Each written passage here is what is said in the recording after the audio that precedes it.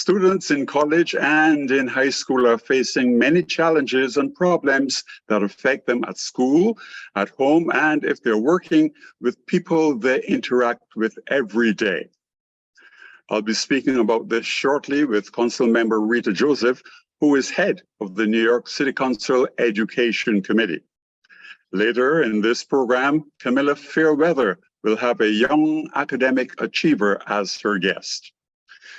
I'm pleased to welcome New York City Council member Rita Joseph. Welcome to Brooklyn 45. Good evening, Sam. Thank you for having me on Brooklyn 45. Super excited for our fruitful conversation around education. Yes, indeed. You were an educator. In fact, you were going to tell me you're still an educator, but you were teaching in school before you became the council member. And while you were running, and I saw an interview that you did some time ago, you said that New York needs to invest more in our public school students. Can you explain that?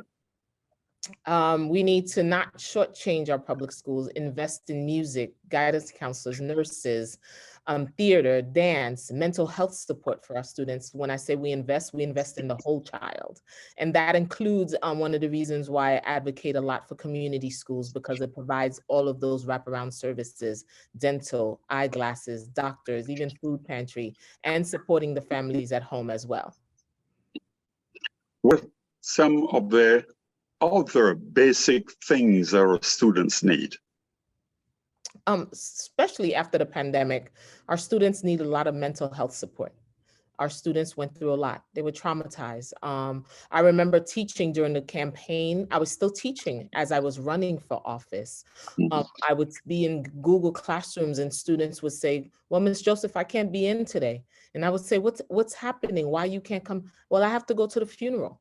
My grandma passed away. My only caregiver passed away. My dad passed away. So they lost a lot during the pandemic. So coming back to the school, they need all the support they need. Guidance counselors, social workers, and even families need some type of mental health support to help children deal with the trauma they went through for the last 2 years. So those are all of the things. And they also need stable homes. If you saw the report out of Advocates for Children, we have more and more children entering the shelter system than ever. And we have about 5,500 of them that are sleeping in abandoned buildings, in cars, in parks. This is America. We are supposed to be the greatest country in the world. And yet our children who will be adults tomorrow, we must invest in them because they are the ones who will make policies that would affect myself and yourself. Mm-hmm. What can the City Council do to help students who are living in alternative housing? Well, one of the things the council did is invest, and we did that. We invested money in having shelter-based coordinators in the shelters that will help New York City children navigate this new normal for them, that they're no longer living in a permanent home, they're living in temporary housing, transportation, mental health support. So they need that. So we invested money in this budget to make sure that they had a support system in the shelter system. You know, I'm going to ask you this question. What do you do as head or chair of the Education Committee and City Council? A lot. Oversight and investigation, pass legislation, and also budget. So this budget, we invested a lot in young people in summarizing. As you can see, in summer youth, there was 100,000 jobs. We invest in CTE, career technical education for our students, because we know the reality. Not everybody's going to go to college, but if they have a good skill, they can have a good pathway. We invested in students in foster care. Normally the system leaves them at 21. We have something called Fair Futures, where we invest in students up until 26 years old that are in the foster care system. We've invested in mental health continuum, where students are getting mental health support in the schools. So we've invested a lot in our students, and even in our adults in mental health support. For example, this is the first council that made the FEPS vouchers equivalent to Section 8. So we can help deter a family from losing their homes. So where they live. So we've invested a lot in young people. And as you know, this is the first women-led council, 31 women. So you have women at the table. Women lead differently. We're compassion. We lead from empathy. So this council is arm to make sure that we treat all New Yorkers, get a fair budget. You've said that you want to encourage more women to run for city council. Oh, absolutely. When women run, we always say they win. So this time around, we won. Getting back to what you were talking about just now and what you've been doing for our children, someone is going to ask, what are you doing for immigrants? We have this influx of immigrants, and how is this influx affecting the school system? Well, it's impacting the schools because now you have, we've always had a shortage. As an educator, bilingual teachers was always a shortage area. ESL teachers was always a shortage area. When I left teaching, and that was one of the reasons, even after I won my primary, I won the general election, I did not leave my position. I continued to teach up until December 23rd. And then January 1st, I entered the council because I was an ENL teacher, and that's a shortage area. I knew once I left, there would be no one to teach the students I was going to leave behind. And Lord and behold, my position was not filled until this fall. So that means our students were going without their ENL services. So now we worked with a project called Open Arms to support the students, placing them in schools. But at the same time, as we're placing them in schools, we have to be providing the schools with the resources they need to support these students.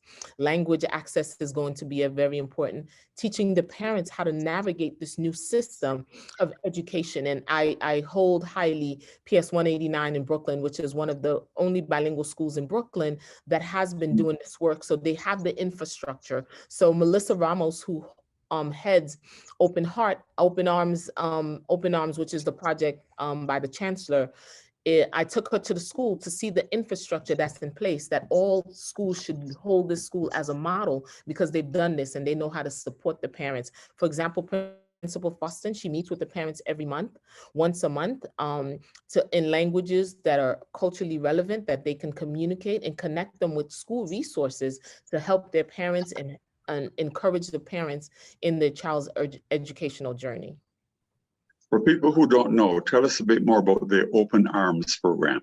Open Arms it's led by Melissa Ramos. It's all elected on board, all schools.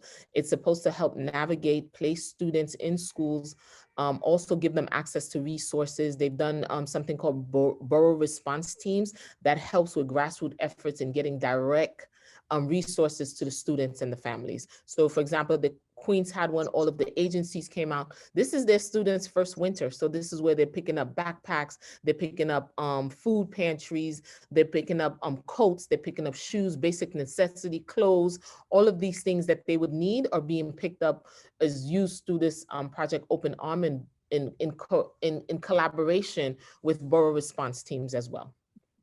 You spoke earlier about the New York Schools Chancellor. Tell me a bit about the impacts that this new chancellor is making. Chancellor Banks is coming with bold visions for New York City schools.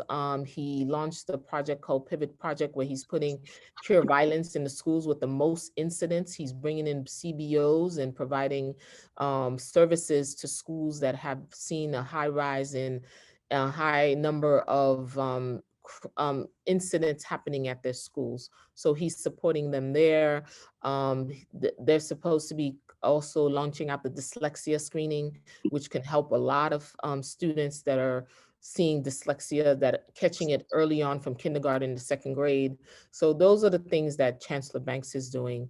And he's doing other stuff that we're excited to work with him on as well. How does he work with members of the city council and with you? You said that you're excited to be working with him, but how does a chancellor work with the city council? Well, as the chair of education in the education committee, we advocate for our parents, our students, for policies. For example, I hold hearings. For example, our students in D75, with students with disability, there's students who have never stepped their foot into the buildings because of bus routes. So we talked about that. Our students during ENL and COVID-19, they were forgotten. We bring that to the surface. The DOE never had an office to deal with students in foster care. The DOE has about 7,000 students currently in foster care, and there was never a point person or an office in the DOE to deal with these students. So after our hearing, an office was able to set up for students in foster care. So that has never been done. And the shelter-based coordinators, that has never been done. So it's being done in community schools. We had 52 when we got to the council. We realized that we need more because community schools provide all the resources that a family and a school could need. We added 10 more, especially to the hard-hit COVID zip codes, that the communities that were hit by COVID the most, the community schools went to those zip codes. So those are the type of work we do with the chancellor, and we advocate for our students as well. We advocate for students also in a program called Young Academic Achievers, which is going to follow the interview that we're having right now. And you get to see our host, Camella Fairweather. And how do you think, I don't know if this is a fair question, but how do you think you can work with us, with our young academic achievers? We have this program for outstanding middle school and high school students. How important is the performance of our school children, especially children in the inner cities? Anyone who knows me knows that as this chair, I've always promised that when I was taking this chair, I really ran for kids. I ran that I would be their champion and their voice at the table. They didn't have a voice yet to vote. They can't be at the table. I'm there representing them after 22 years of education. I've been an educator for 22 years in all positions. So I've seen the public school systems, and I know the ins and out of it. So I know where to advocate for them, where to put pressure on the New York City public schools to make sure that they're delivering what they're supposed to give, a quality education to students in New York City, despite where you live and what your zip code is. So with your young people, I'm eager to hear what they have and how can I collaborate and support that. Investing in our young people is investing in our tomorrow. So we cannot shortchange New York City children. I teach at Kingsborough Community College, and one of the things that I'm really concerned about is that our African American or children of color or students of color do not perform as well as the Asian students, and as well as the Jewish students. How can we change that? It has to be a holistic approach. We engage family. We remember that we have to engage the families as well to encourage that this is your path. Not everybody's going to have that support. Some kids are self-motivators. They don't need that, but there are students you have to motivate. You have to remind them that this is what we're doing. For example, I was always motivated by my grandmother. My grandmother raised me. My grandmother could only write her name. And she was a fourth grade education, but always reminded me that I can be anything I want to be. So today I stand as an educator, 3 master's degree, and here I am as a council member. I am her American dream. So entering the council on the first day was such an emotional day. She's no longer with us, but I know she was smiling down. So we have to continue to engage families and in the learning process. Don't leave them out in the educational. It's a big bureaucracy, yes, but engage them and provide language access. Some of them are afraid to get engaged because there's a barrier of language. Language should never, I always tell my ENL students, language is your superpower, not a deficit. That's right. And they've got to know how to speak properly. They've got to learn how to write properly. And too many of our students fail in this area. And you are working and encouraging students to do better in these areas. Yes, I'm here. My staff said, I'm sure one of these days they're going to see me. There's a class that I wanted to teach at the high school. I want to teach government. So the principal was like, come teach the class, council member, because I'm walking government. So I am the representative of government. So I would love to teach that class, make sure that they see us as a resource, that my door is always open. My students, my old students, my first cohort is about 31 years old. I stay in touch with most of them. We still talk. I find out what they're doing. I have social workers, I have doctors, I have teachers, I have lawyers that I've raised. And I told them, whatever I've done for you, make sure you pass it forward. Yep. That's how we're going to improve the quality of performance of our students. And mentoring. I think mentoring is also important. Mentoring is important. Especially for our Black and Latino boys. That was a program I ran at my school. When I look at subgroups, when you test students, you test them as a whole. But then when you look at our subgroups, the Black and Latino boys have always not done so well. So I created a mentoring group. And I've always said, if I was going to teach at a school, my son should be able to attend the school. My child attended the same school where I taught at. So if it's good enough for my child, it's good enough for the students at my school. And I made sure he attended the mentoring program too, to make sure that he was also getting mentored. So that's another thing, mentorship, internship experiences. Sometimes take them outside their fourth grade, their 4-block radius. That was one of the things I did a lot. Take students out on trips. Let them explore that there's a whole new world out there. So open doors for them. I would love to take your students, if we have an opportunity with your high achievers, to Hayden Planetarium. It's run by the first Black man to ever run that. Neil deGrasse, he's the first MIT graduate to run the Hayden Planetarium. That's historic. They also have to see others, people doing, they have to see themselves in others. Yes, you can expect to be receiving a call from the host and producer of Young Academic Achievers, Camella Fairweather, and from Lisa Derrick, who you know very well, and from other members of our team. And let's do it. Let's do it. Okay. Talk a bit about the work that you're doing in your district. I believe it's District 40. What is District 40 for all the people across New York who don't know about District 40? District 40 is in the center of Brooklyn. It is Kensington. It is Midwood, Ditmas Park. I'm part of Borough Park now, Flatbush, Southern Crown Heights. It's a little bit of everything. It's a melting pot.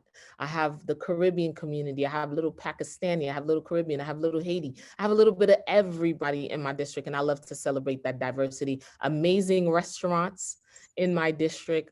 Investing a lot in sanitation, green space. Our district ranked, I believe, number 59 in having green space. So I invested money in going over Wingate Park, invested money in Prospect Park, invested money in trash. Sanitation was one of the biggest complaints I got. So I've invested money in sanitation, restoring the cuts in the New York City budget, and also supplementing that with ACE, to make sure that our businesses, working in partnership with the Church Avenue and Flatbush Avenue bid also to support our small businesses, because they are the backbone of our local economy. So we must make sure that they're also thriving. Taking care of my schools. My schools this year, they were all well funded to make sure they have the latest technology to support learning. I can't say it and not be about it. So I made sure I put my money where my mouth is at. My school will get new libraries, new audio and visual centers. We'll get upgraded technology labs, getting 3D printers to make sure that they stay cutting edge.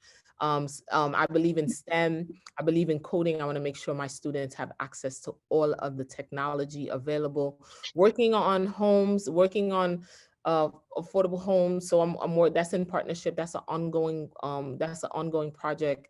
It hasn't been solidified, but I'm working on every avenue to make sure that I'm delivering big time for my district. You talked earlier about technology. For about a minute, because we've only got 2 minutes, talk about the importance of the STEM subjects. STEM you spoke of one of them, technology. Yes, technology. We saw the divide during the COVID. During COVID, we saw the divide. So that was why I was at the front of that. So that's why I want to make sure students have access to technology, not just have access, but know how to use it. I'm an undercover techie. I've been doing 3D printing. That's the next wave. That's what hearts are being made, homes are being made, shoes are being made, but you got to know how to code. And in space, I ran a Girls Who Code Club. That's another thing. Maybe I'll talk with your junior achievers. Maybe we need to be coding at Girls Who Code. So we need to bring them into that as well, so that they have access to computers and using computers to make a change, to bring about difference in this world. We're going to hold you to that, to be helpful with our young academic achievers. Yeah.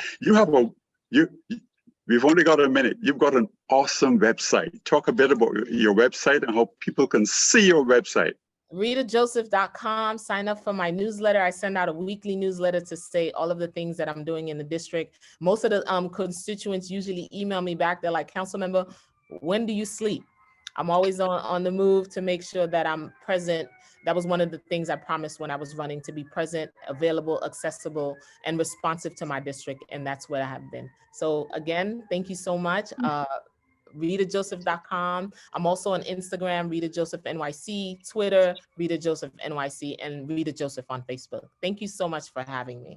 Rita Joseph, City Council member and head of the Education Committee. We're so happy to have you here on Brooklyn 45, and we wish you success in all that you do. Thank you. Thank you. Thank you, New York City Council member and the chair of the Education Committee, Rita Joseph. And now over to Camella Fairweather.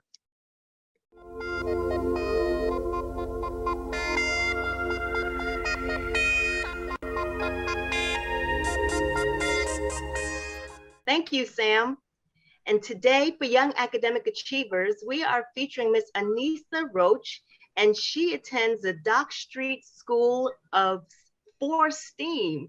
And she's 10 years old and she's in the 6th grade. Welcome, Anissa. Hi. How are you today? I'm good.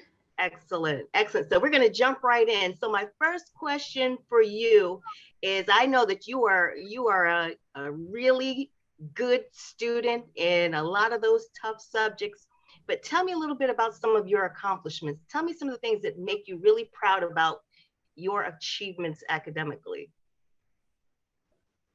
Well, some things that made me proud of my achievement academically is because I know I work hard for them, and I know when I do them, I put my best effort in. Awesome. What are your best subjects? My best subject would be core ELA and writing.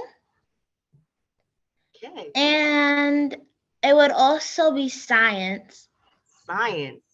So tell me, with a great background in science and writing, what would you like to be when you grow up? When I grow up, I would either want to be a doctor or a lawyer. Powerful. All right, those are great. Now, in being a lawyer or a doctor, I'm sure that there are people around you, like your mom and other important adults, who have probably shared some things about life or given you some really good information to help you be the best that you can be. Who would you say would be an important person, and what are some of the things that are really important that they have taught you? Well, my mom, she would try the best to help me with my homework. And sometimes when I don't understand things in school, I would ask the teacher for clarification, or I would go to lunch and learning. So you're always looking for help from other adults to help you answer questions or get to the right place? Yes. Or sometimes my mom would call some of her friends, or we would call my godfather or my uncle, my godfather or my grandfather, to see if they could help me out with the homework. Awesome. So you have a lot of people around to support you, to do well, to help you do well. Yes? Yes. So tell me something, what's a very important lesson that your mom or someone else has taught you that really makes a difference for you? One important lesson. One important lesson would be, if you can believe it, you can achieve it. Awesome. That's a great, great gem. So let me ask you, how do you get good grades? For your other friends out there, or for other students who are watching you on this program, what would you tell them helps you to do well in school? So I would tell them and myself that it's okay to make mistakes, because when you're making mistakes, you're still learning and it's a part of the process. That's powerful. That is a great, great, great piece of information to share with other students. Now, I hear that you do a lot of amazing things in the community. You like to help people, and you're always being in service and finding ways to just help other people. So tell me about some of the things that you do in the community to help other people. So So at my church, every summer, they would have a backpack giveaway where they, like, kids like myself, we would like help out, pack the backpacks, give it out to the kids, and we would also socialize with the kids too. And then I was one of the many students at Dock Street who wanted to do the walk for breast cancer awareness. Wow. Why are things like that important for you? Why do you like to help other people? I like to help other people because I know it's like a really good cause. And in the end, it's like overall, at the end of the day, you're still helping somebody. And how does that make you feel? It makes me feel good because I know I did something great for the community and for other people. And it also makes me feel achieved.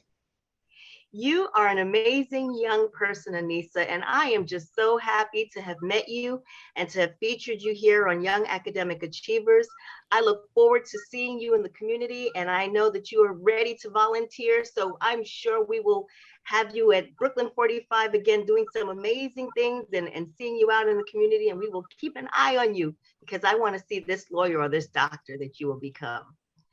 Thank you for joining us at Brooklyn 45. And you have a wonderful, wonderful school year, okay? Thank you, and you too. Thank you so much. Thank you for joining us tonight at Brooklyn 45. Back to you, Sam. Thank you, Camella. And to our viewers, we thank you for watching our program. We need you to partner with Brooklyn 45. You can do this in many different ways. We are a 501c3 community television program. When you support us, you benefit, and our communities benefit as well. Please tell your family, friends, neighbors, and colleagues to watch our Brooklyn 45 TV programs on cable television and on YouTube, and to support and be a part of what we do. On behalf of our Brooklyn 45 team, I'm Sam Taitt.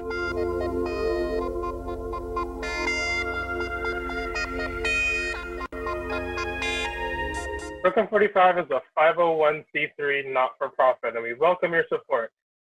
Check out our website, brooklyn45.com, and feel free to donate or share it with your friends and family. Have any comments or questions? Send them to our Facebook, facebook.com/Brooklyn45TV. If you have any questions or topics you think we should cover next, shoot me an email over at brooklyn45tv@gmail.com. Thank you again for watching.